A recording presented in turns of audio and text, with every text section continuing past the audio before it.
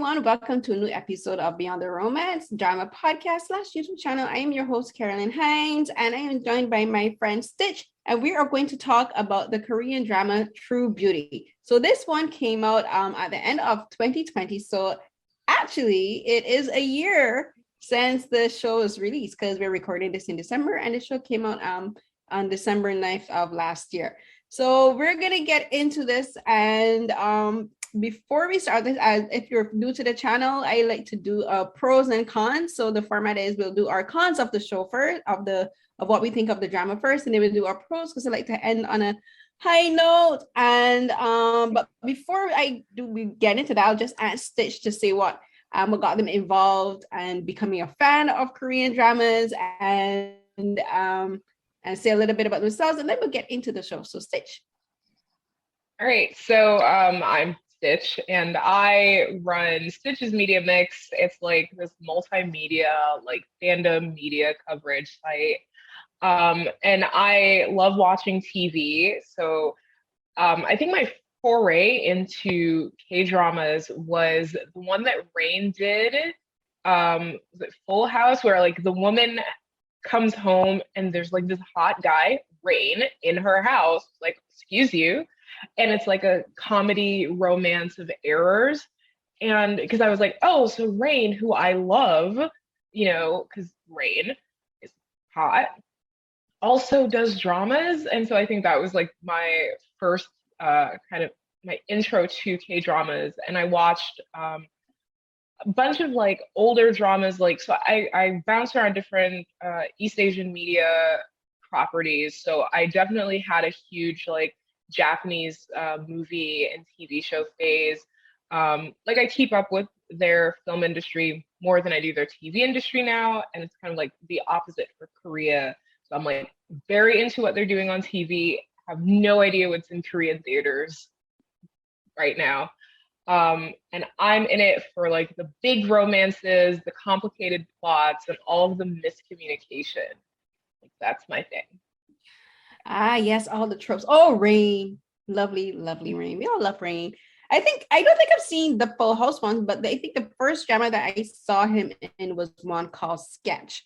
And that one is like a thriller. It's really, really good. And I want to see him doing more, I think, dramatic roles like that, because I think the last few that he's done have been more romantic family dramas, because there's one where he's like caught between two, I think, parallel universes, and he has a daughter and a wife, and I haven't seen that one. It's on my very, very long watch list.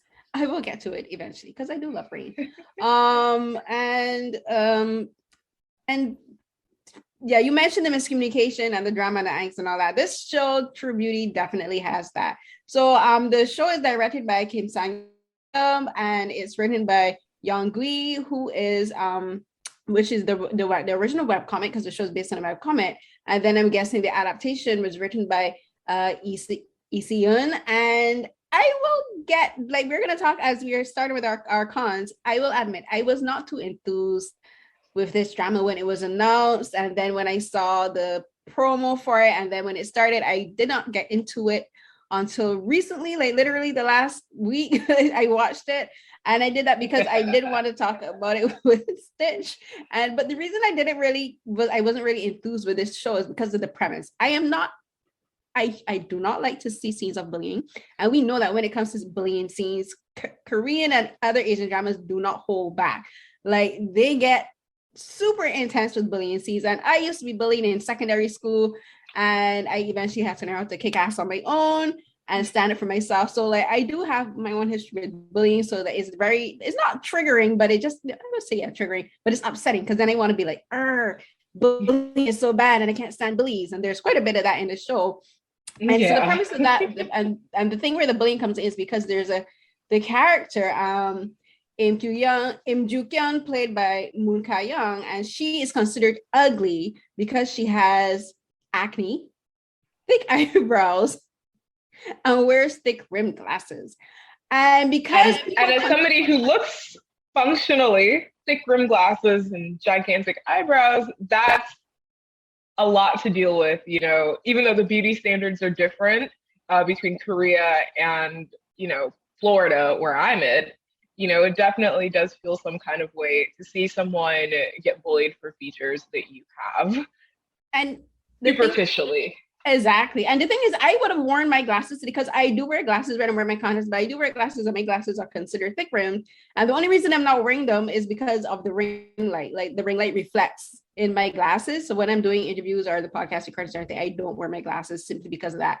But I personally, as a person who does wear glasses, who did have extremely bad acne as a teenager and as an adult, I do have the occasional breakout, especially in summer when it's hot, my face breaks out. And I keep my eyebrows thin, but as I did also have thick eyebrows in school. And like these are things that many of us experience as teenagers and adults. Adults do have skin problems, as I mentioned. But for this to be considered ugly, I was just like, ah.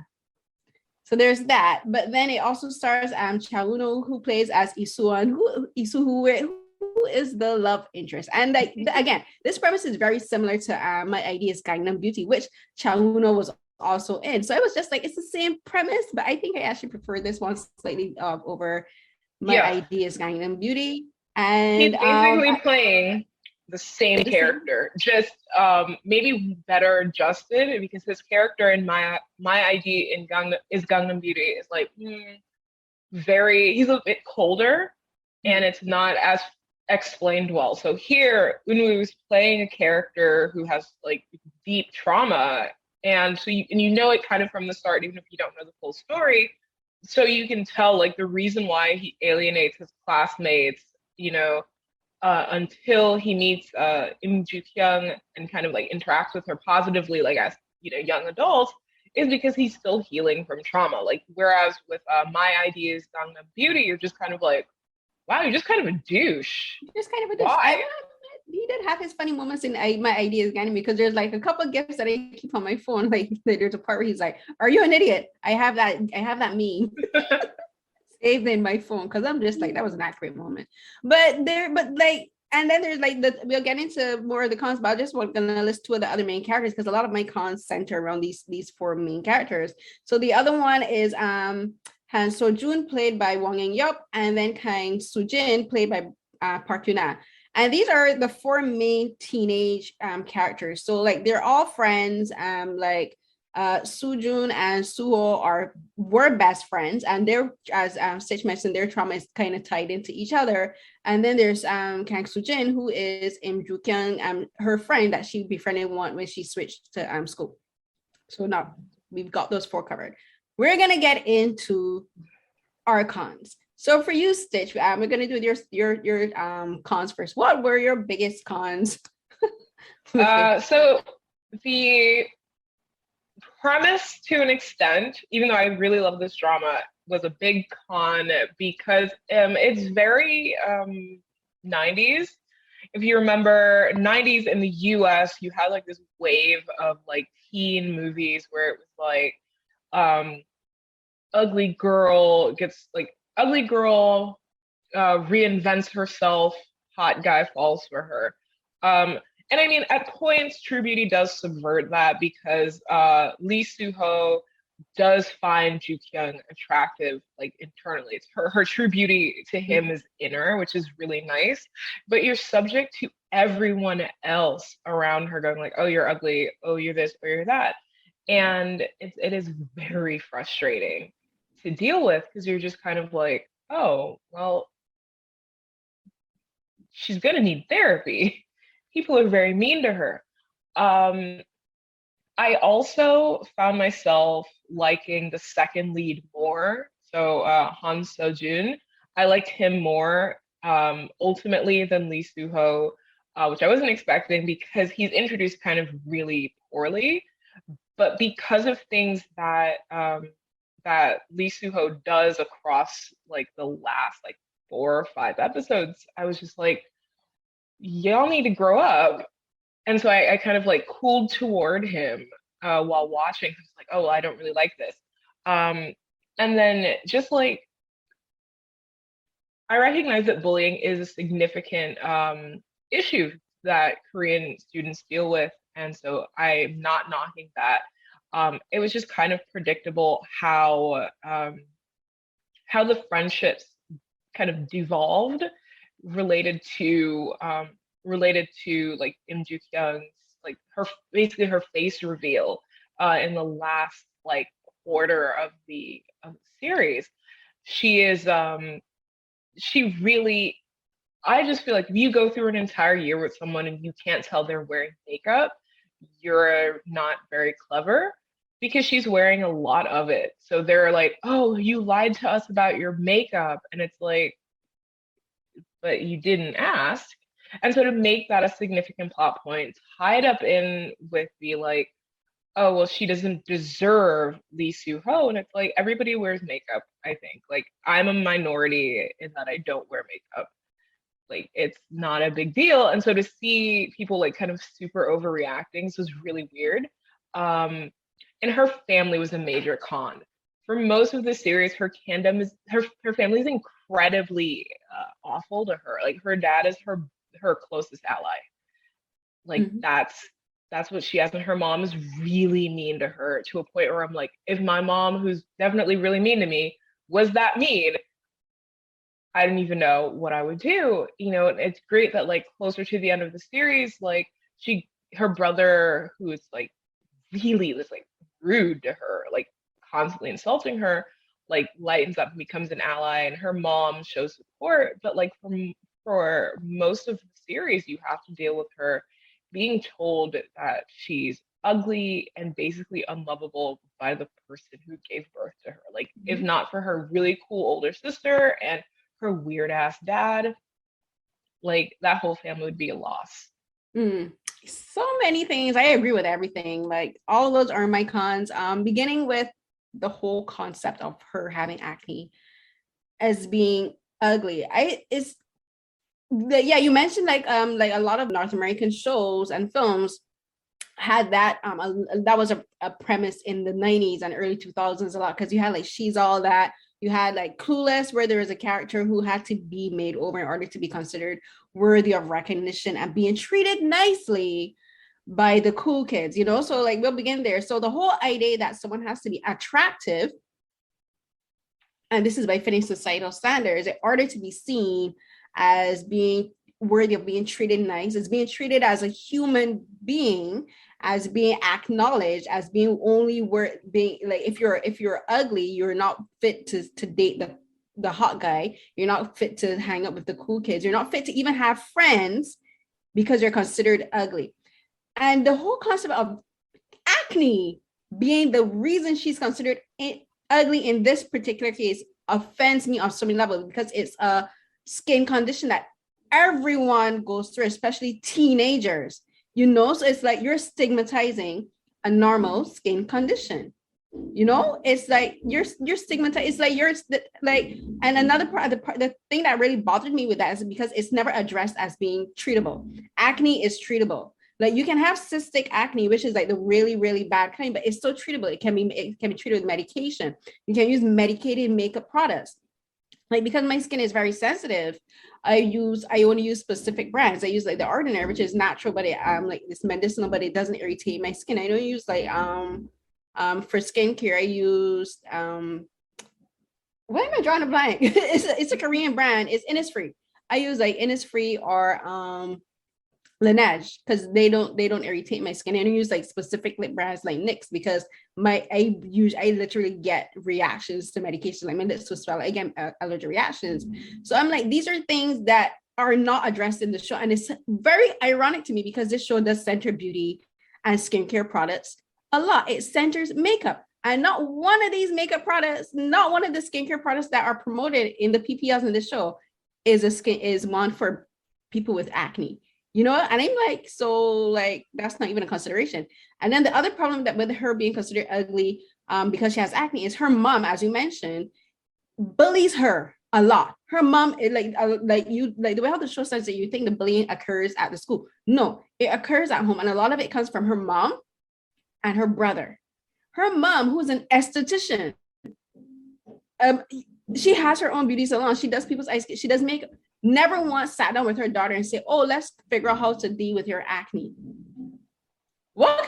That's like a doctor ignoring that their kid has a broken limb.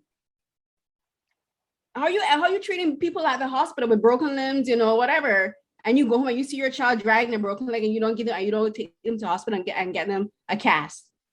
I would say it's like you're a doctor, your child has a broken leg, and you just keep kicking them in the leg because she keeps rubbing it in like, oh, I can't believe you came from me. I can't believe I had you. And like, wow, way to give your child trauma. But also like you said, you know, she should be the one, like you're your child's first interaction with like makeup and like beauty care. If your job is in that field, shouldn't be through YouTube. Like your child shouldn't have to go on YouTube to try to like make herself pretty. Mm-hmm. And then also like she treats her badly about doing the makeup. Like she doesn't support her until like she realizes how bad things were. And the thing with that is like my mom, when, because I did mention I had really bad acne as a teenager, and well into like early adulthood, I'm still now, but like when I was a teenager, my mom took me to the dermatologist. She spent the money and the time to take me to dermatologists to get treated, to find out how to treat my acne. That never happens in the show. What happens? The only time she takes her daughter to the hospital, to the doctor, what is it? A surgeon, a plastic surgeon, to make her beautiful in the eyes. And the only reason she acknowledges that Ju Kyung is pretty, not because Ju Kyung has confidence in herself now, but because a doctor started drawing all over her face and said, oh, this is how she's gonna live if you do all of this. She's like, oh, well, then she's beautiful. So like it's only because the doctor did that she saw validation and she saw acknowledgement that her own child is pretty. And I'm like, that's and it's like, to me, it sends such a terrible message. Like, because another thing is just like it like bullying comes in many forms. It's like, yes, the mother is calling her ugly, but it to me also comes in neglect, that her mother neglected her, she ignored her. And the brother, like, they never once addressed the brother's bullying. Never once. I think what happens is he falls for someone who's ugly as well, and realizes, oh, well, the beauty is on the inside. But that's what fixes it. But did he really though? Because he only really started to pay attention and started to be nice to, and that was to So Jun's little sister, who is Im-ju, who is, oh my gosh, I want to make sure I get the character's name correct. She's Han-gu-woon, played by Yo Ju-ha. She is So Jun's little sister. And the only reason her no, Lee, was it So Jun? Oh shoot, never mind. Yeah, she's covered. She's imbibing. She's So Jun's little sister, and the only reason he thinks she's pretty is because after Ju Kyung makes her up for the recital, and he hears her sing, she has a beautiful voice, and he's like, "Oh, right, she's pretty," and like she does, and she has on makeup, and like people are applauding. He's like, "Oh, so she's pretty now." I felt like it was both. I felt it was both that, you know, yes, he saw her with the makeup on, but also like it was her voice that really captivated him, because she doesn't wear makeup, I think, for the rest, or that level of makeup for the rest of the series, and he still is like chasing after her like a little puppy, you know. Like I think that in his case there was a bigger shift away from like obsession with like beauty standards, because like he realizes like, oh, the makeup just like highlights what's underneath a person, like what a person really looks like. So like for that, I'm okay with it, but it's like, it is like, okay, but your sister that you grew up with, you should know that she's a good and beautiful person on the inside. What's wrong with you? Yeah, he never apologizes. He never wants to say sorry for bullying you. Because he just is supportive. Which, like, no, I want an apology. To me, that's like part of accountability is an apology. I want an acknowledgement that you hurt my feelings. I want an acknowledgement that you know you did wrong. And that's another big con with this show, is like the only person who ever really apologizes for anything is Sujin. Like because of her jealousy, because she wanted so she was like, oh, I'm so jealous, I'm gonna use my friends in vulnerability against her. I'm gonna side with her bullies and get this evidence that she was considered ugly and bullied and treated and literally used as a garbage can with food dumped on her. She was just like, I am going to, she backstabbed her best friend in the back to get this guy who is like, I'm like, why would you think anyone would want to be with you after being so dirty to your best friend? And but she actually apologizes, like she apologizes more than once, you know. She apologizes to Joo Kyung, and she apologizes to their best friend, and she's like, she acknowledges that she did wrong. The mother, the mother didn't apologize for bullying Joo Kyung. She apologized for Joo Kyung being bullied.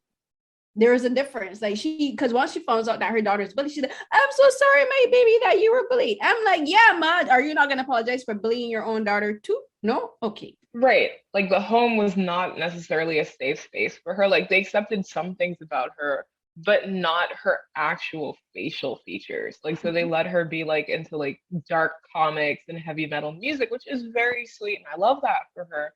But you also have to deal with the fact that like these like they her mom just didn't support her, and not being supported by your mom hits differently. And I think this is a drama with a lot of bad parents because I think we have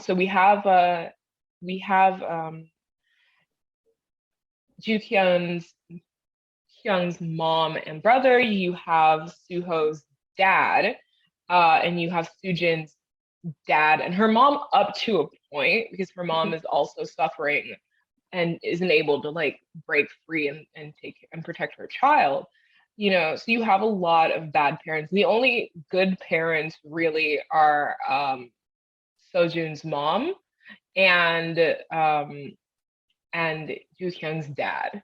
Like that's it.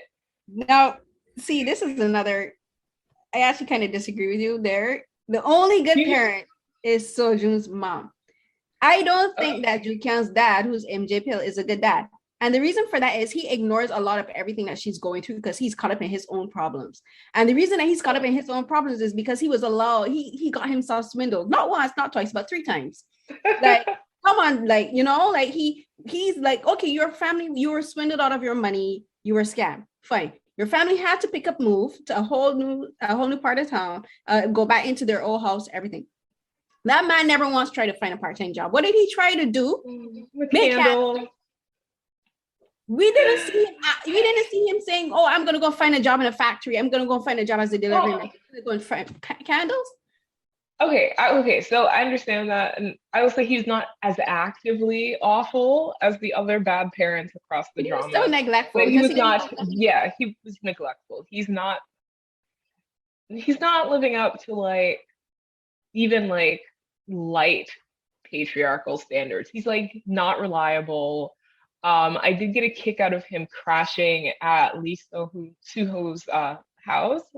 That was so wild. Like he shows up there, like he's not shows up there, but like he goes home with Lee Suho and ends up at his apartment, falls in like the shower, and Suho sees this man as bare as he was born, naked. Has to like it's wild. Before he sees his girlfriend naked, he sees her dad naked. Yeah, and her dad was blind drunk because he drank the whole bottle of brandy. Mood. It's very like, so I mean, like I think that there are worse parents because like worse parents in dramas period, because like you have that one like detective agency like high school drama from maybe 2015 or whatever that was like horrifying. All the parents were like monsters. So I'm like, if your base level is does not kill your child or make your child want to kill themselves, I guess you're okay. But yeah, you're right. They're not great parents. So yeah, we'll go with Sojun's mom being the only 100% good parent, supportive, really sweet. Even though she doesn't show up that often, like her energy is really good. And I think in terms of like, yeah, I do too. In terms of secondary characters, I think my favorite is her sister, Im Hee-kyung, who's played by Lim Se-mi. Because her storyline subverts a lot of the classic genre tropes for romance and K-dramas. Like she is kind of the man in the relationship, which is really wild. She has the high-paying job. She does the almost the kabe don, which is like putting your arms up to stop your lover from like leaving.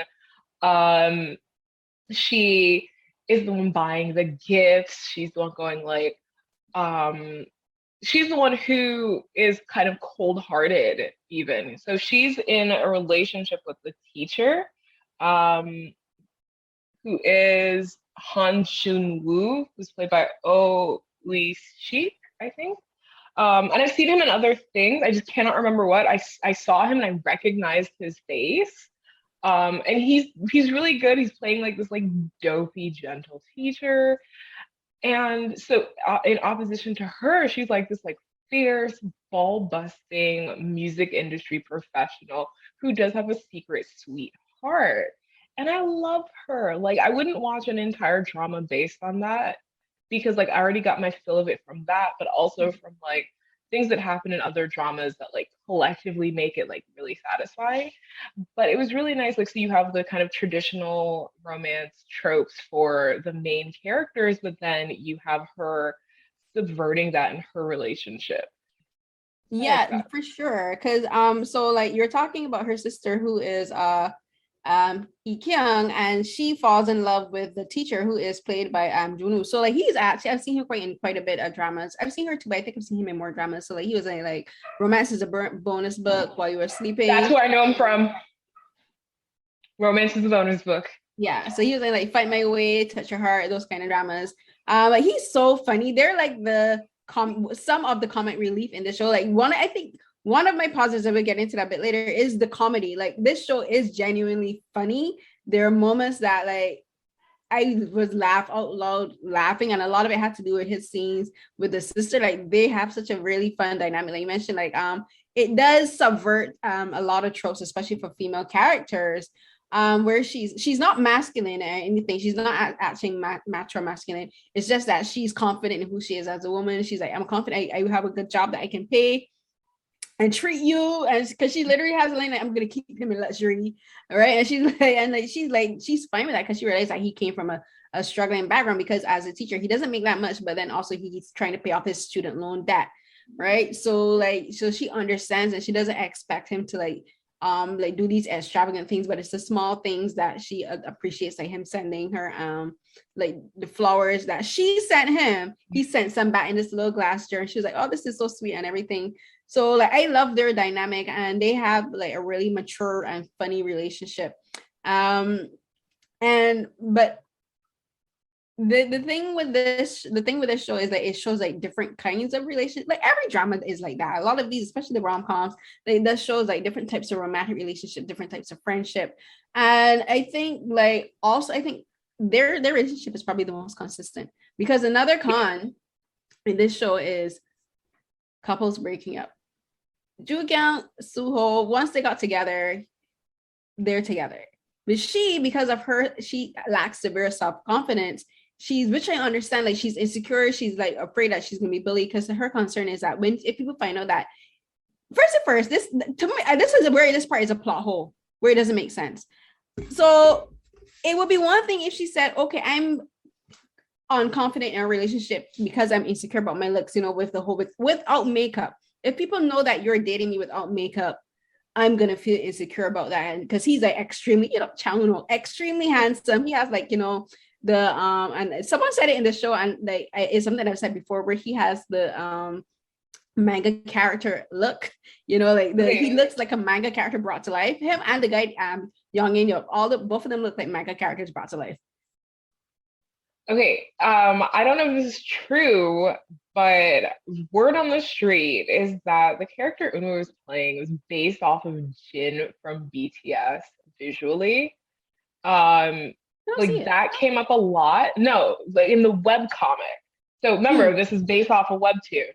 So that character was supposedly was based off of Jin. And that makes sense. There are a lot of webtoons that are based off of, like, created by idol fans. So like I'm sure Eun-woo himself has webtoons that are based off of him, because it's the face.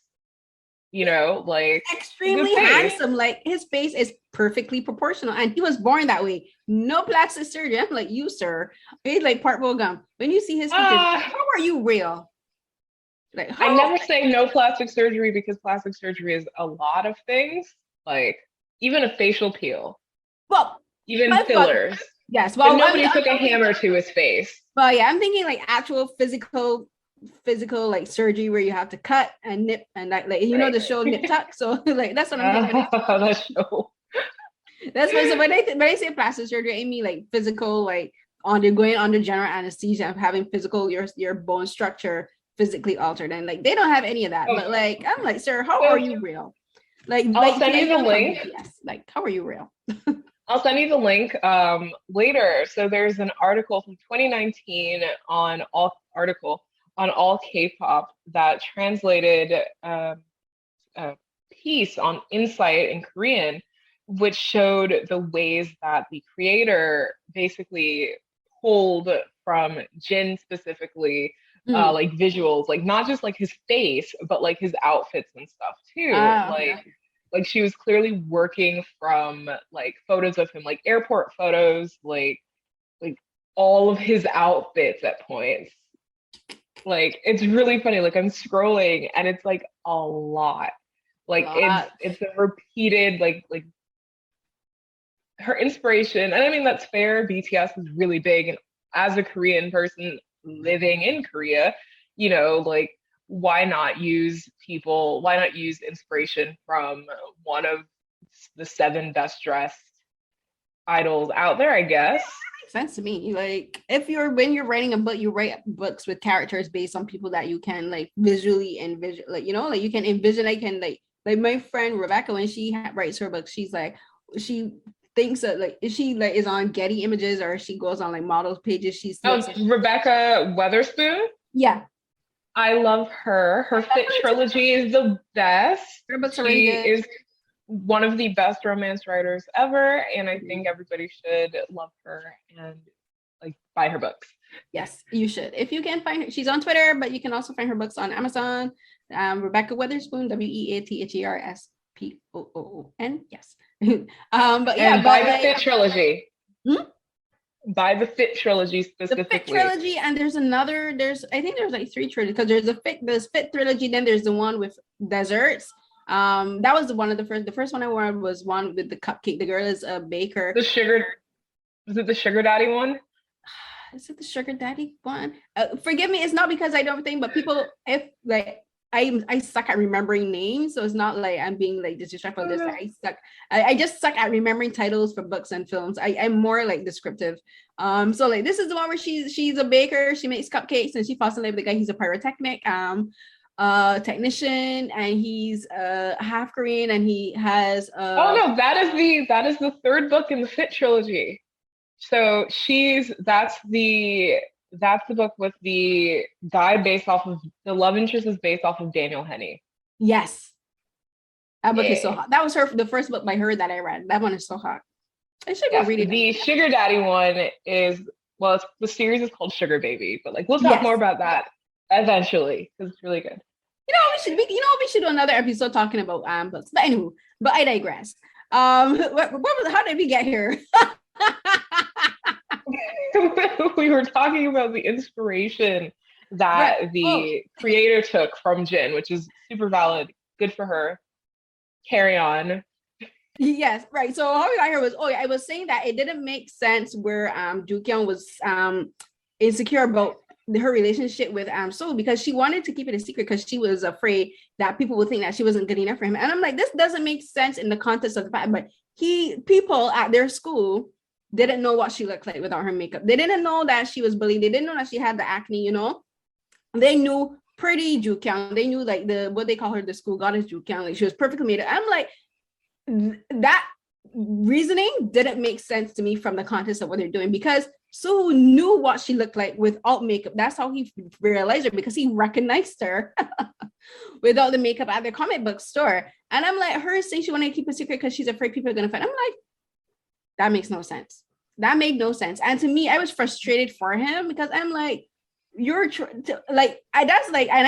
thought of every person, because I'm like, imagine me dating someone says, oh, they're insecure dating me, so they want to keep it a secret. I'd be like, is it because I'm Black?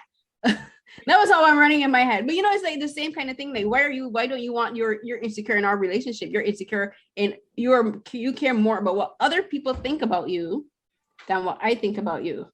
And that's a lot of the other thing with this show too. Like, she's very concerned about what everyone else thinks about her.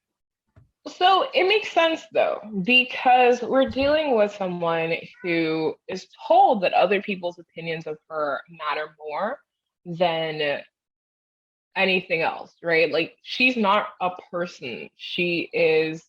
Um she's not a person who matters on her own. She's somebody who you basically are, she's told that she only matters if she's pretty. And she can't judge whether or not she's pretty. Apparently, other people are the only people who are allowed to sit there and go, oh, well, Ju Kyung is pretty, Ju Kyung is ugly. And so for me, it makes sense that she reacts with fear at the idea, like, oh, well, if they find out that I'm with him, they won't, like his reputation will go down. Like, even after they do the face reveal, after Sujin reveals that and like messes up her life, basically, she's only thinking, oh, well, he's attached to me. Suho's attached to me. His reputation is suffering. People will make fun of him for being with me. And part of it is that the narrative is saying that she's supposed to be selfless, right? Like, she never really thinks, wow, I need to beat a bitch ass, which is like, the whole time I'm watching this, I'm like, sweetie, hit them. Like, when they had that fight scene, I was like, thank you. Thank you. Thank you. Because it was like, you don't need to put up with this. Exactly. And so it's weird that she doesn't need to put up with this, but she does. And it fuels her fear. Like, she's terrified of being mistreated. So she does a lot of things she shouldn't, in terms of her own like understanding of her inner self, in terms of her relationship with Suho. She's very just like, oh, well, what if? And she doesn't understand that, well, forget a what if. Just you have the boy, keep the boy. Exactly. So like, I understood where she's coming, because she's afraid, and she's been like, being bullied can be very traumatic, and it can change the way you see yourself, and it can change the way how you believe others perceive you, and it does mess with your self-confidence. As I said at the beginning, I was bullied in school by 3 separate girls, because I was bullied by someone in first form, I was bullied by someone in second form, I was bullied by someone in third form. And the reason how I stopped being bullied by each of those girls is I had to actually stand up for myself and defend myself, because bullies do not stop unless you make them stop. Yeah. Point blank, period. I also was bullied, and I also beat the shit out of people. Like, I think that's the one thing that makes like internet bullying so annoying, because you can't just beat a bitch ass like they're in a computer, like on the other side of the country or something. But it's definitely like, if you, in a high school setting, just like trip a bitch down the stairs. Like, I was like, we will not advocate for violence, but if you got, I personally, adrift from Carrie, am advocating self-defense. So it's the first girl that I was bullied by, how I made her stop is, I don't know if you guys have them in the States, or I don't think I've seen them on like in Korea, but like, we have these tables, and they're like, they have like what we call desk pockets, and it's like, you flip the top up, and you can put like your books or whatever on the inside the cubby hole, and you flip it down, and that's the surface right on. So like, how I made the first bully stop is like, we were like, I remember it was this very vividly. It was the end of the school year, and at the end of the school year, for what we do in Barbados is like, you like clean up the entire classrooms. Like, for the last week of school, like, you clean up the classroom. If you have any books that you want to take home, you take them. If there's anything you want to throw away. And that's how the last week of our school term, especially if it's the last week in your like school year before you go to another level, is like, so there were a couple tables that were like broken, so we were getting ready to throw them, like put them outside for them to be taken away so they could bring in new furniture.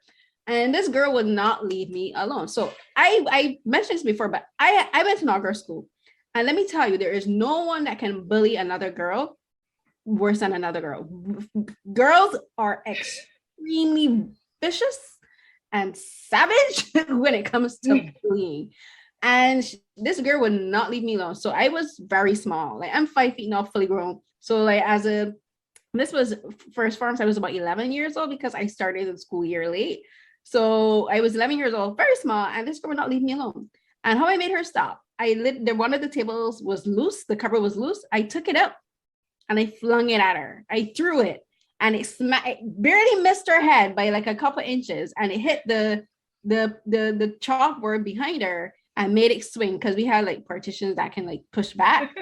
So it legit made it swing and push back. And like she was like, why would you? I'm like, you were harassing me for the entire year. I'm like, I let this shit slide. Oh, it's like the constant across, not just the narratives and dramas like this, because her class, like her teacher doesn't realize she's being bullied until it escalates. Like at the second school, until it escalates, and then at her first school, nobody gave a shit.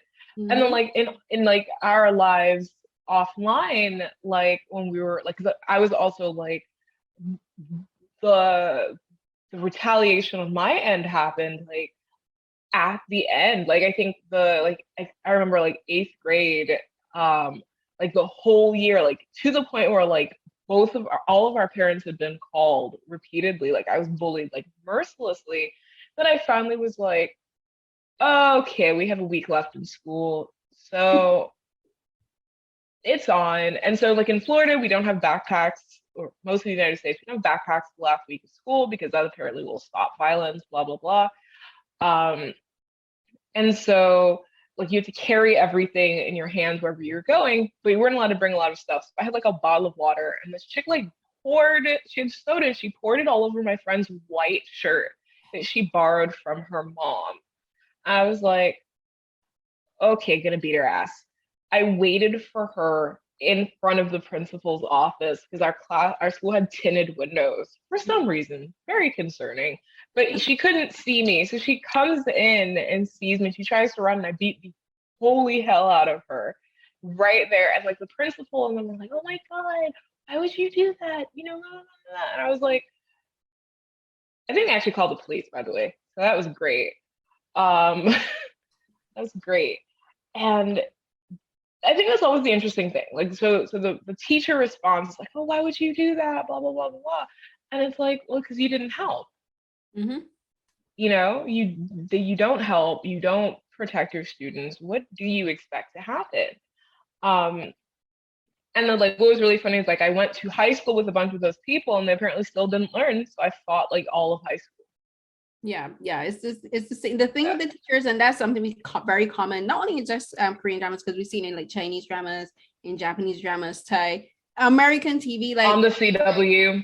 On the CW, like the teachers, the school administrators, the principals, the parents. Well, my mom, what happened with my mom? My mom was like, for the second girl, and the third girl that were bullying me, my mom was like, we had parent teachers conferences, teachers spoke to the teachers. Even my mom, for the third girl, my mom legit went to her house to sit down and tell her mom. I don't know what happened. What happened in that conversation? But my mom came home, and my mom was like, the next time this girl harass you and bother you, do what you need to do. And it was like, okay. So I don't know what happened. I'm like, whatever it was, pissed my mom off. You nothing. My girl's like, the next time this girl pushes you, deal with it. I'm small, so I take weapons up. I'm scrappy. Yeah. Oh my god, I don't think I have it, but so I have this chain. I take it wherever I go because it doesn't look like a weapon, but it is like a 3-foot length of steel chain. So like I wear it like as a bracelet. I have had that since I was in high school. Kind of interesting that I've never been arrested for like assault, but also I live in Florida and it was like all self-defense. But it is definitely like, I will maim people. And that happens at this, and that's what happens in the show, because another problem with the show is we don't see once the parents find out that Joo-kyung is bullied, it's not, the teachers aren't addressed. Like she never goes to the teachers and say, why didn't you guys protect my daughter while she was on school grounds?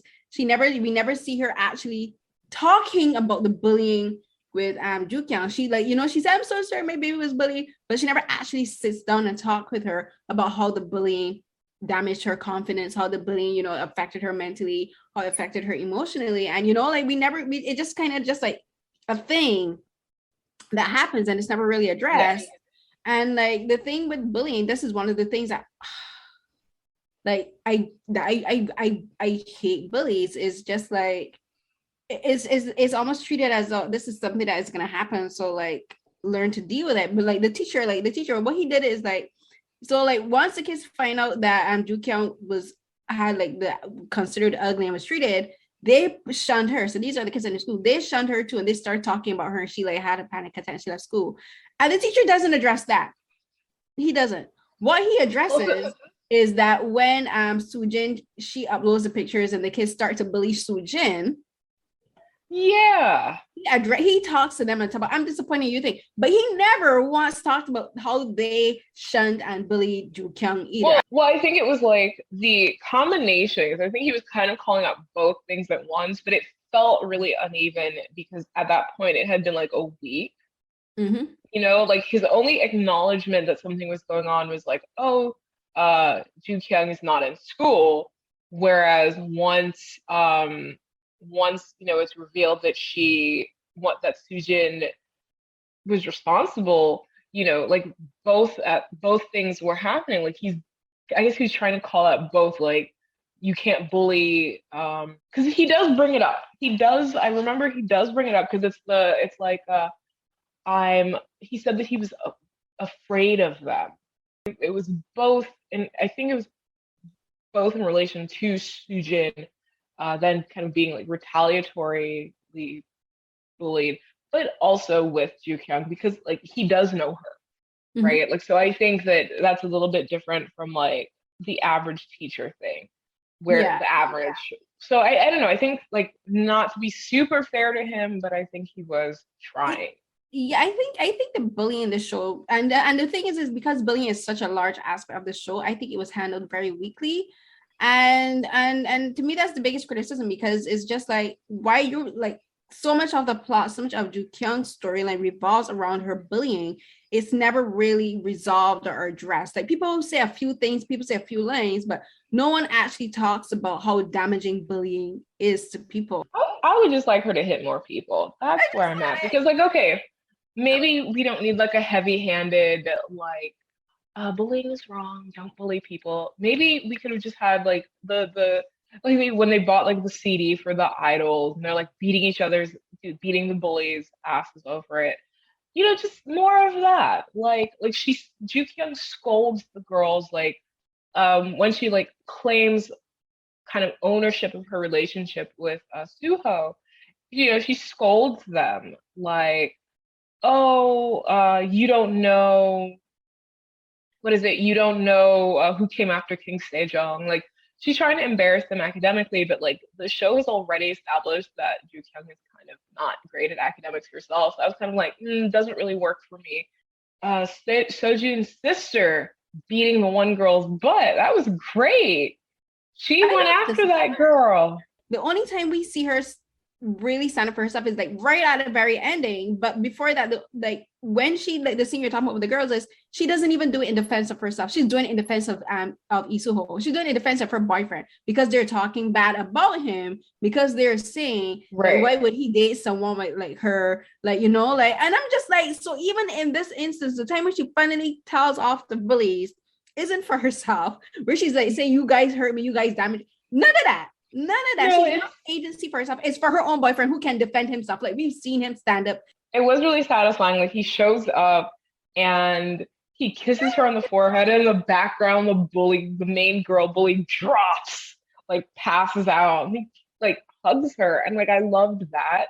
And I think like I know part of it is like different expectations based on like cultural properties, because like I grew up with like Sweet Valley High, you know, soap operas and stuff where like if somebody's being bullied, they're gonna probably kill the person, you know, like or that person will die an awful death. Yeah, I watched a lot of terrible things as a child. I used to read the Sweet Valley books too, and they used to got dark in them books. Like, yes, right. So like I understand that a significant portion of my con having the bullying plot resolution or non-resolution be a con is because of like the cultural understanding kind of passing by kind of.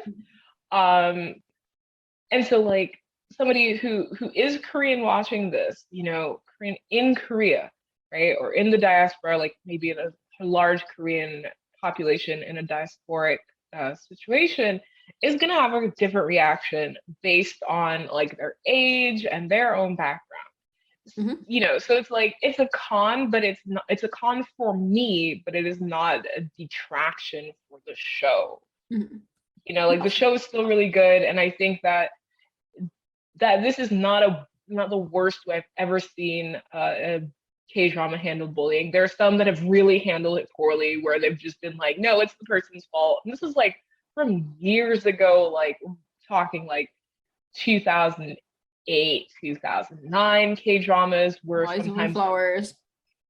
traumatizing on many levels. And that was not a good manga series beyond that. Like, that's an adaptation I wish had never been made for many reasons. And there's a new version of Boys Over Flowers being done, a Thai show. I'm like, why are you people resurrecting this storyline again? Let it die. I hate the storyline. I also hated, in terms of like how you deal with bullying and stuff, the Cinderella and her 4 Knights drama. Also, I felt handled bullying really poorly, especially because that was kind of like relationship bullying. Like she ends up with the knight or whatever, who is the one that's mistreating her the most out of the group. And I'm just like, and like when I found that out, I was like, Memes, we're not watching any more of this. We're done. Like, I'm out. And even though Memes loves her some toxic K-drama lead, she was like, yeah, you're right, this is bad.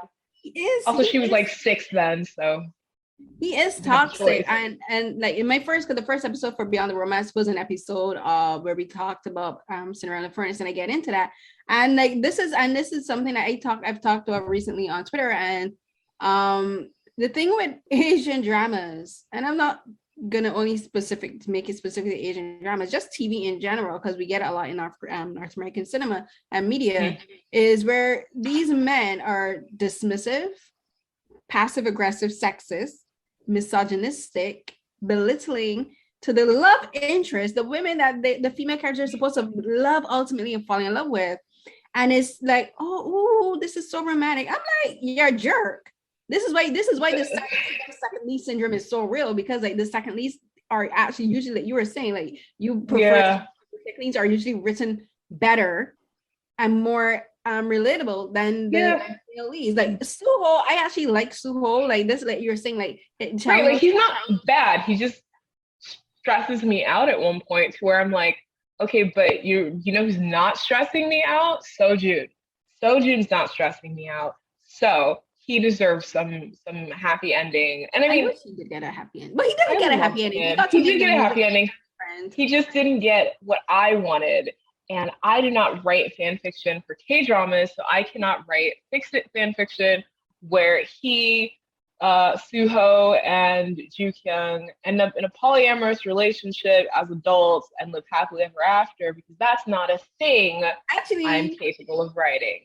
You may not be capable of writing, but I was actually, before, because I knew we were going to record this, I actually started to look for fanfic, and I haven't read any, but I was just like going through the script, and I'm pretty sure there is at least a throuple involving Ju-kyung, Sojun, and Soho, and there's and I'm sure I almost dabbed out of excitement. Yes, but I won't do that to you.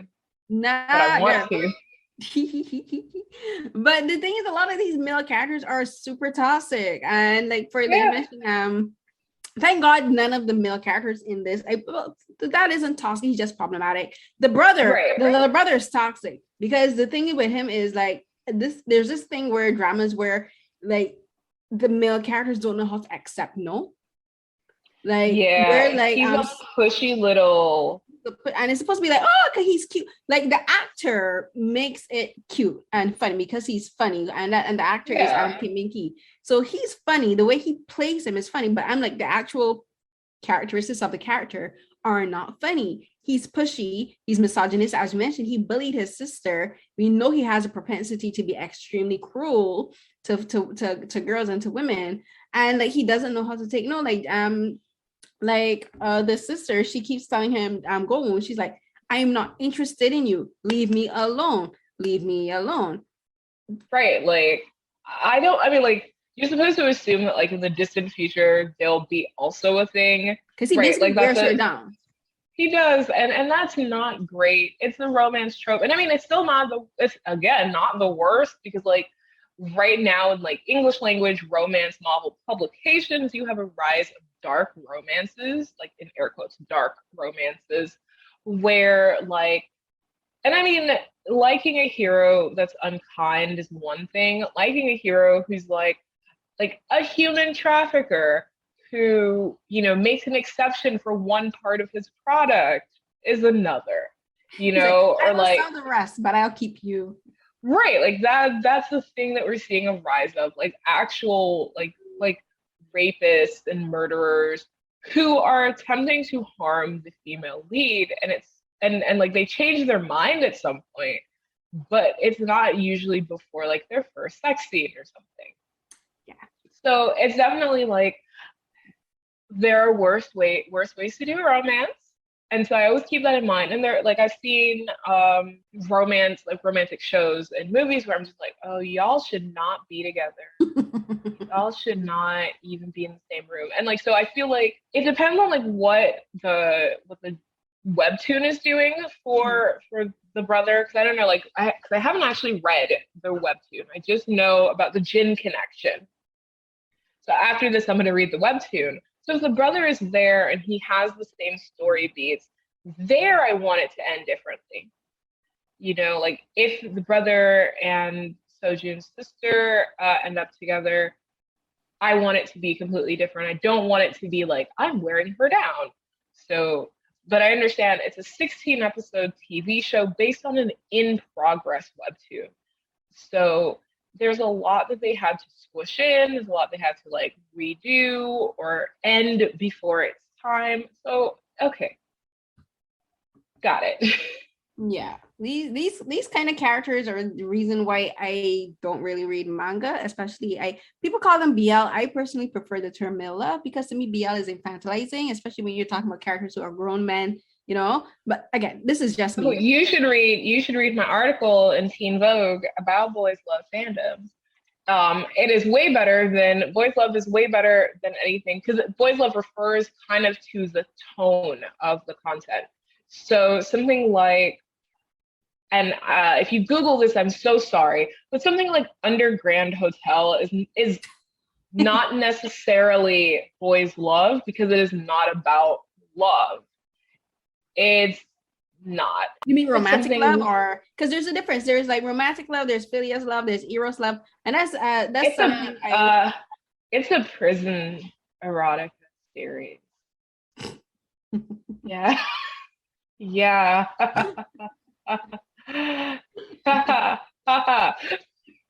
So I mean, that's something different from like even like because I'm obsessed with this series called Mad K, and it's definitely has a erotic and romantic element to it, even though it's like this is like the bad end in a game because it's the bad end. It's the bad end for like a game, like you playing like an otome game.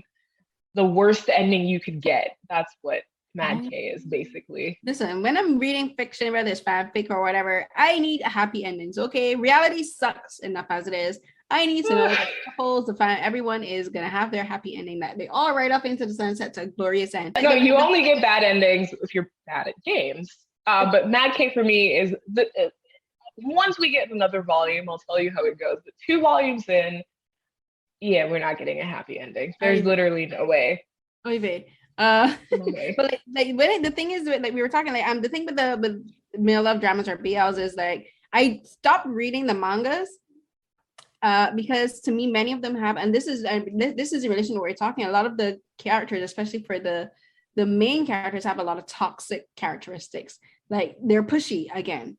And there's a lot of them have this very dominant, submissive thing going on with the leads. Like the leads are very, very, from the ones that I've read. Of course, I haven't read every. I've only read a few, but the ones that I've read, like there was very few of them where the leads were on equal footing. You know, a lot of them were power imbalance. There's a power imbalance is huge across romance. That's why, like, even here, even in this, even in something like True Beauty, where everybody's a high school student, there's still elements of power imbalance, like social power, right? But also financial power with Suho and I think like there's a whole financial and social element there. But like, because that's not the point of the drama. The drama of the drama is kind of like the your name self-insert. You can have the guy even if you're ugly fantasy.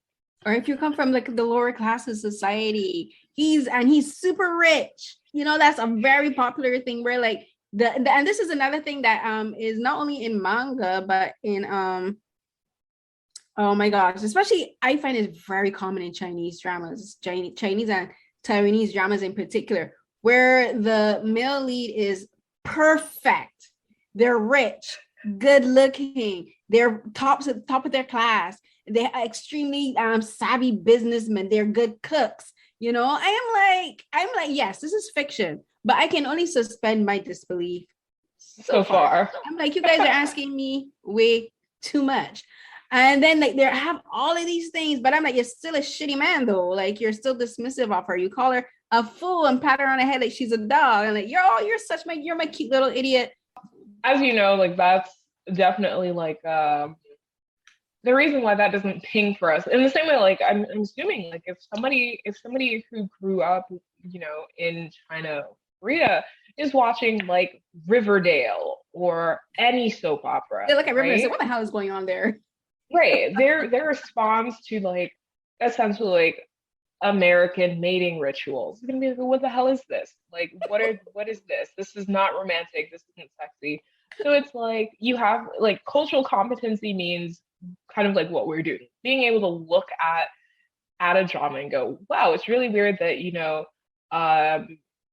like dudes don't have to do aegyo in relationships, like to the point where Suho gets mocked for doing aegyo. Right. Which is kind of weird to me because the thing is like, and the only reason he's mocked is because he's rich. He's considered rich and cool. Because when their other friend does it, you know, the second couple, they mock him a little bit too. Normal. That's like normal. Like they don't make fun of him, but they make fun of Suho because he's super rich. I feel like they make fun of him, but yeah, no, they make fun of Suho way more. Right. Especially the same one who taught him to do the aegyo. I'm like, you're the one who taught him this stupid song. Why are you making fun of him? It's so cute. What's okay? It's okay. It was cute. I'm not gonna like, what's okay? I'm like, yeah, I'm like cute. So cute. You're talking about cultural competency and literacy. I would also use the word literacy because the reason I like one of these days I would love to be able to talk to someone who works. I've done that before. I've talked to a writer and the DP for an assistant DP for the show Law School. But I would love to talk to writers. I want to talk to actual like people in the Korean drama industry or just like fans in Korea and China, Taiwan, because I like to talk about different dramas about their perspective of these dramas because I don't want to, because like we're talking from our own perspective. Like for me, I'm talking as my perspective as a Black woman, and then as a perspective Black woman born in Barbados, raised in the Caribbean, moved to North America, and my own experience from that. And you're talking as someone who grew up in North America, and you know you're on like we can only from our own perspective and our understanding of what is a just society, because like and like when it comes to things like patriarchy and things like one thing I will never do is try to say that North America or anywhere else is better than South Korea. No, it's like, not.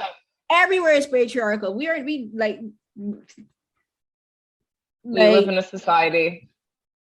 Men are shitty everywhere. I always tell people this: men are trash everywhere. Get that correct. Yeah, so like they are. The thing that differs is how the patriarchy is enacted, not that the patriarchy is present, period. Yes, we've spent a lot of time talking about cons.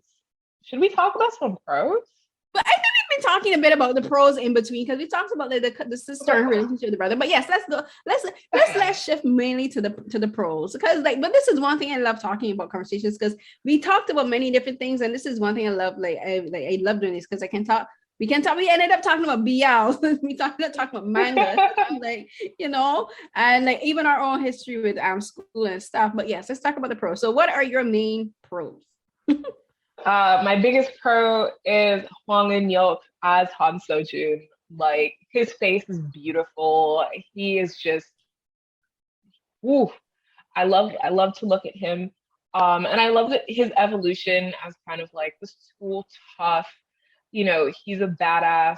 You know, you kind of fear that he'll be a bully, but you realize that he actually has really deep moral code, a solid core, and he has a wound from trauma that helps, that not helps, but it directs him as he He's more navigates empathetic. through, like, yeah. And I thought that his character was easily probably the best character for me in the drama, because I was like, oh, this poor baby, I love him. And I really loved him just overall.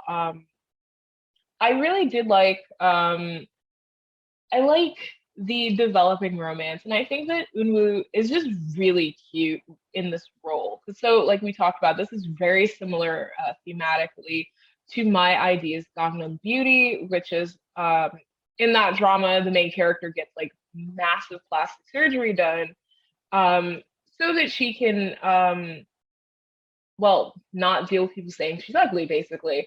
And so it's the same. So he serves the same kind of love interest role, where he's the handsome guy that falls for this previously ugly young woman, but it tonally is completely different because he knew her beforehand and he liked her then. Like, they were friends as children, and it's just very cute. You know, sometimes the childhood friends to lovers romance is not great, or like they met as children and they fell in love thing. Like that's one of the things that I hated about What's Wrong with Secretary Kim, because I was like, you didn't need to put that in there. They didn't need to, that whole little, they were kidnapped by the same woman as children, but like, no, they didn't need that. But here, I like it. I think it's really cute, and because it shows that he sees her and that he's always seen her. And I think the resolution, so like the end of the series, is really good for me. While I want Han Seo-jun to have good things in his life, like a polyamorous relationship, I'm satisfied with him debuting and being able to follow the goal that he and his friend who passed away by suicide, I might not remember, but that whole scandal, you know, kind of was resolved, but still, like, as with many things, not really, because again, it is a 16 episode drama. Yeah, for sure. So I was, while you were talking, I was looking for something particular, because like you talk like Hwang In-yeop, like he is extremely good looking, but he was reminding me of another actor, because we talked about how him and Chang-no kind of look very unrealistic. We talking about perfect features, and there's another actor that if the three of them ever end up working in a drama together, probably I could see it being an idol drama or something. It would be a sight to behold. So there's this actor named Lee, and he was in a drama called Like On Me. So like he looks like a manga character brought to life. So that was just an aside. I just had to say it because it was bugging me the entire time because I couldn't remember the name of the drama. But like, yes, that's the aside.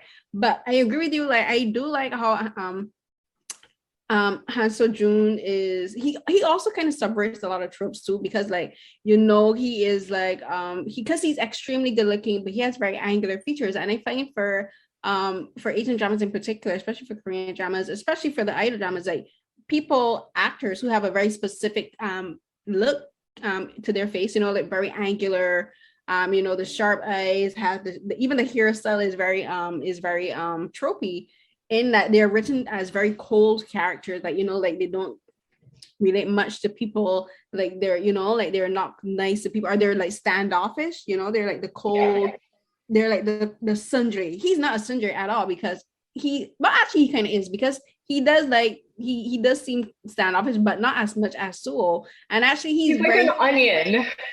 He's like an onion. There's layers. I'm starting to pull up Shrek references in 2021, but it's Shrek layers. Bring up the Shrek. He's layered. He's like an onion. You want to peel back the layers. And the thing about him is, like, with his friends, like, he's very funny with his friends. He's very relaxed with his friends, and like they joke around with him. And he's loving with his little sister. He will defend his little sister against anything, you know. And like I love that he's like that with his sister, and he's like, he doesn't care who's around. He will beat up anyone for his little sister, and I love that. And so I just love, and I wish we had. I would love to see him and Chang-no in another drama together, because I think they work really well together on screen. Like, they have really good energy. And this is another too. thing. I think they have really good energy because like there are some actors that you can tell like when they work really get well together. And like for Chao-no, like I'm so like as I said at the beginning, I was very hesitant to start show because of the premise, and I'm not really an idol drama watcher. Like, I don't really watch idol dramas as they call them. But for Chao-no, he's grown so much as an actor. I think he's getting so much better, and I want to see him play. I can't wait to see him play adult roles, like adult dramatic roles. I want to see where his career goes because I think he needs to be challenged as an actor. I want to see him use his face more. He did that more in this drama. Like there was a lot of funny scenes between his character and Sojun, like when they end up in the hospital, like they're very funny. And like this show, oh, that was incredible. Timing, right? Like you can like, I'm like, got to be a comedian. He got to show that he can be funny, that he can do physical comedy, and like, I'm like, yes. Please, Chao-no, please keep taking more of these roles. As far as I know, there's another drama coming up where he is going to be, and it's something I've been asking for a long because I think he has the capabilities to do it. It's a dark drama, and that one is called The Island. It's going to be an Ocean drama coming out, and he's playing a priest. Oh. Of all things, but it's a thriller. And I'm like, yes, please give Chao-no a drama where he can be dark and broody.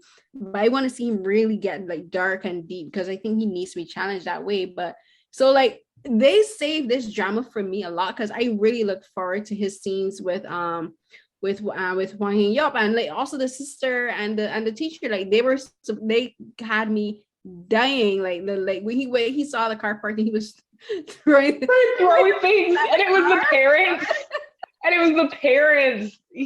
How do you embarrass yourself in front of your in-laws like that? Oh my gosh, he's like, get out of here, throwing the leaves out of the car. I'm like, my man, my guy. Yeah. The comedy, the comedic aspect of the drama really does kind of save it from being too similar to like previous, like so like Mayadi's Gangnam Beauty. It also stops you from kind of really fixating on the issues with the premise of like beauty standards are bad, but also what if we uphold them? Because like it's very similar. Like if you've seen Oh My Venus, I think that was Venus, and there's another one like I hate Oh My Venus, and I love the female lead, but like learning she was in a fat suit, no, right? But like the concept of like, oh, beauty standards are bad, you know, love you as you are, that is undercut by the premise having the actress in a fat suit and losing weight as a character so that her outward beauty matches her inner beauty. It's like that doesn't feel great. Yeah. Like there was that one, and then there's another one that we had Park Seo-joon. It's a similar concept where like the female character, she had acne. So like she had like not acne, it was rosacea. She had rosacea on her cheeks. And like she was considered ugly because of that. And also because she like all you have to do is, girl, wash your hair. Like she considered herself because she had rosacea and she was like, I'm like, get a medicated cream, treat the rosacea, and wash your hair and style it. Done. Like you don't need to put on like tons of makeup, change who you are aesthetically, change the way you speak and behave to be considered pretty. And this shows. Oh, she was pretty. That's literally the name. She was pretty. I tried watching it and I never got past the first episode because I was like, really? No. This is one of those ones where it's notoriously known as, this is actually that was actually the show that made me learn the term second lead syndrome, because many fans of the show love the second lead. But because again, Park Seo-joon's character, he is kind of like the character of Lee Soo-oh, where he was very dismissive, mean, you know, said like billion comments, but he's extremely handsome and successful, so he's hot. Is. And I'm like, he is. I mean, very handsome. Park Seo-joon too. But like it's the same premise. So like a lot of these shows, like Oh My Venus, I'm just like, if there's another show like this coming, and there probably will be, because this is a very specific subgenre, like these are specific storylines that we will always see. I just hope they develop the stories better and actually tackle the mental and emotional toll that bullying takes on people, and also just normalize talking about acne. Like no one mentions the word acne. Wait, no. So there is a part where Sua, her other friend, like they're talking, they're kind of working things through, and Sua like cups her face and like leans in. She's like, "Oh, you have to take better care of your skin." Oh, I go. And it's just like, why didn't anybody tell her to wash her face? But also like, why didn't she know to wash her face? Because literally, as part of a heavy, intensive makeup routine, she would have to wash her face and prep it and stuff. So she should already know that she has acne and that acne is manageable. And we only ever see her washing her face with just plain water, one, and only because like something happened that made like, you know, like some people ran into her. She's like, oh, she got dirty on her face. Like she was hiding from this girl that moved from her old school, and she, to hide who she is, she put her face into a cake. And she goes to the bathroom to wash her face. I'm like, first of all, she never washes her face with soap. She never uses a cleanser. We never see her using medicated cream. Again, this is a big issue for me with this whole show. It is very clearly acne, and acne is never actually addressed.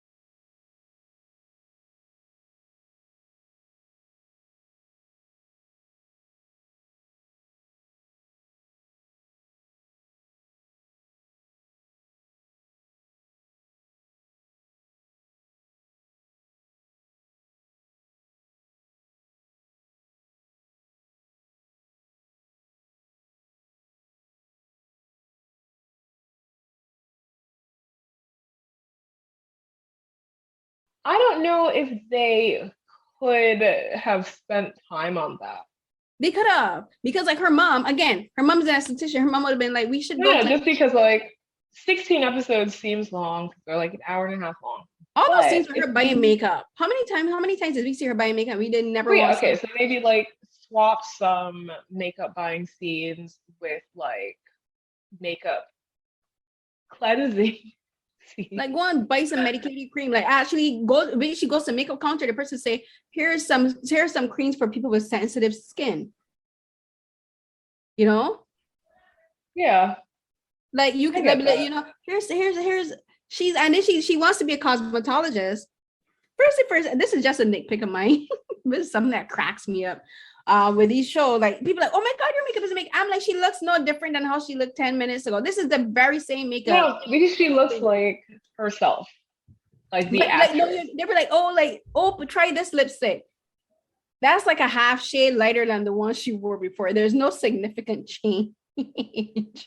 It's such a choice. And I mean, I would love to like see like if any like beauty bloggers, you know, like any Korean makeup user, like, you know, like you're a YouTuber, you do makeup in Korea, like what their responses were to True Beauty. Like I thought it was really cute and kind of cheeky to have the one really rude makeup influencer be like, oh, well, you know, do your makeup better because I can't have you running around saying that you learned from me when you look like this. I'm like, she looks fine. I'm like, she looks the exact same as the thing that killed me with that scene is like the YouTuber, and if you looked at Jookyung's makeup, legit the same. I paused and I'm like, am I tripping? Their makeup is the exact same. The makeup artist for the show itself didn't do anything dramatically different. Heck, Sojun had better makeup and more dramatic makeup for the end where he's performing on stage than anyone else for the entire show. You know, I'm like, these YouTubers, I'm like, what are you people talking about? All you people having is the same shade of foundation and same lipstick. Like, no one does anything super dramatic. Like, huh? Yeah. I'm like, he had better makeup. Like, he actually had a shadow. Like, that's just a funny thing. I just thought it was hilarious. I'm just like, girl, why are you here? Because you ain't like your makeup ain't no better than different than what she's wearing. Yeah. I guess another pro would be, so I guess the kind of overarching theme that like it's weirdly addressed, but I thought it was still okay. It was like it's kind of like survivor's guilt Mm. after dealing with a friend who's died by suicide. Both uh, Suho and Seo-jun have survivor's guilt. Um, and so I thought that having that across the series and how it ends ultimately with them still doing their best to live their dreams was really validating. Like it still sucks that that happened, right? Because like the it was over essentially a misunderstanding, right? Not misunderstanding, but like how like the kind of like machinations, like to be shady to hide a different issue. Um, so like that part sucks that you had to deal with that storyline, and then it ends with the character dying that way. But how it then informs the rest of the show and how like clearly our both of our male leads are going to be anti-bullying because they witnessed what like harassment can do to someone that they care for. Yeah, for And so sure. I thought that was really good to have that. Yeah, for sure. Because like Seo-jun, like he sees the girls bullying Ju Kyung, and this is where someone actually not like he's physically violent with them, but he like physically gets in their space, and he's just like, Yeah. why are you bullying her? And then she shows him the picture. He's like, am I supposed to care that this is how she looks without makeup? And he takes the phone and smashes it. I'm like, yeah, someone finally did something that I would do. Take the phone and smash it, just like her. But yeah, but he was like, and she's like, what do you think? He's like, because like I don't condone bullying. And he said it for his sister. And like for him, is like he doesn't take bullying for anyone. He doesn't like he's like me. My mom would say like I took a fire rage. Like I can't stand bullying.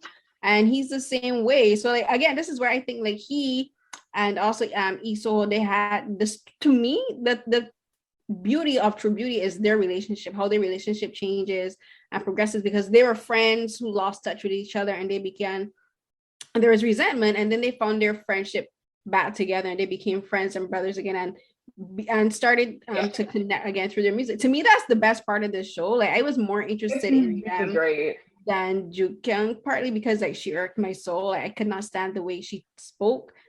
I know you put that in our group chat, and so I thought her voice was very cute, but she is doing kind of like perma In-yeop. Like she is cutesy. I'm okay with that personally. But like I understand why like other people might not be. So we're gonna wrap up. So our overall thoughts with, because I don't grade. I don't like do grade like out of 5, whatever. Right. But like overall thoughts for True Beauty that you would like to close off with. I expected to kind of have to like suffer through Eun-woo's acting the way I have with a lot of his other dramas, because I've seen all of his dramas, and so I was very pleasantly surprised to see him show like really measurable growth. I loved the relationships in the drama. I felt like yes, sometimes it was cheesy or like stressful, but I was like, oh, cute. Mm-hmm. I have been hit with second lead syndrome, even though the first lead is not a bad character. Eun-woo is playing a really cool guy, but Hwang In-yeop is really cute. And he's like a really perfect balance of like edgy, almost asshole, and like sensitive sweetheart that I think really works. And so normally I'm like not as super attached to female leads. Like the last time I was disattached to a female lead was with Kang Dani in Kang Dani? Yeah, Danny in yes, love of my life. Whenever she cried, I cried. I felt almost as deeply for Ju Kyung as I did Dani. And so that's pretty cool to feel a genuine emotion. I get attached to the characters. I do. For Dani, like Dani's one of those characters you're like, you just want her to win. Like you're just like, I want Dani to win. Love my her. Baby. She's older than me, but that's still my baby. Yeah, for her. Let me see. If I was to say a character that I really connected with recently, it would probably be the character from Mine, played by Kim So Young. Like that character, I love her. I love any character Kim So Young plays. I just love any character she plays. She's so good. Like if I met her in person, I would just be like, "You're amazing. You're an amazing actress." I would be like, "Marry me." That's what I would say. And then she'd be like, "Stop." She's fantastic. But for tributing, my raw thoughts is were again, I really love the development of friendships in this. The development of romantic relationships, the only one I was really honestly truly connected to was the sister and the teacher, because like they subverted a lot of tropes with them as characters. And then I love the acting. I think the young actors in particular were really good, were really impressive, especially Chauno. He's grown so much as an actor. So I'm happy that you convinced me to watch it, because I got to see him be something different. I got to see him be funny and have comedic scenes with Hwang In-yeop. Like when they went from very dramatic and somber and sad to just like doing like pratfalls, like, you know, like falling into a mud patch. And like their scenes were genuinely funny, and they have a really good friendship on screen. So I'm happy that I watched it for that. I got to see. And Hwang In-yeop, I think this is the first drama that I've seen him in. I'm gonna check his thing now, but he was in, I haven't seen the Sound of Magic. Yeah. Oh, right. Taylor Nokdu. That's one that I started and I need to finish, but I'm glad I watched it because I got to see him. So I'm really impressed with his acting as well. So I'm looking forward to see where his career goes. And he has a drama coming out, hopefully. So it said 2021 before I clicked the link, and when I clicked it, it's like release date to be announced. Called The Sound of Magic. I'm not sure. It's The Sound of Magic. It's going to be on Netflix. So we'll see. And the one that's coming out next is called the White Osuje, and that's with Hwang In, So Yeon Jin and Ho Jun-ho. Two really fantastic actors. So I'm really looking forward to see him working with these more mature, with adult actors, because all of his scenes, apart from the scenes with their mom, are between people his own age. I'm interested to see him in these scenes with them, especially these two extremely strong performers. Oh, and it's going to be like a Nuna romance, isn't it? Which one? The White also? Yeah. Oh wait, let me see. Hold on. I don't know. It feels like it's going to be a Nuna romance. It just has a vibe. Oh, okay. All right, you know me. I'm here for the Nuna romances, because we all too often we get romances with the significant age gap between the male and the female. And like this one, he's in law school, so he's an adult, and I'm like, okay, and she's when is this coming? It says first half of 2022, so probably in early spring, possibly. Probably. I like this actress, so she's really good. So Yeon Jin, she's really good. So that is fun. So again, that's it. Thank you so much for talking with me, Stitch. And before we wrap up, like, tell everyone where they can find you and find your work, and where they can find your podcast and your writing. Oh yes, I keep forgetting. So I do have a podcast that I rarely update. I'll do better in 2022. It's called Stitch Talks Ish. It's on Spotify, Apple Podcasts, probably Google Podcasts, I guess, and Buzzsprout. My website is stitchmediamix.com. And if you wanted to follow me on Twitter and you're not blocked, because I do chain block people, so people do get caught in that, my handle for my professional Twitter is stitchmediamix. You can also buy a book I wrote, but like, you'll see that if you go on Twitter, because it's there. It's like my pinned tweet. But yes, thank you so much for having me. This was fun, and it was a long time in the making. I'm sorry it took me so long to finish a drama. I know. There was another one that you said we were going to discuss too, but I can't remember what that one was. It was Doctors.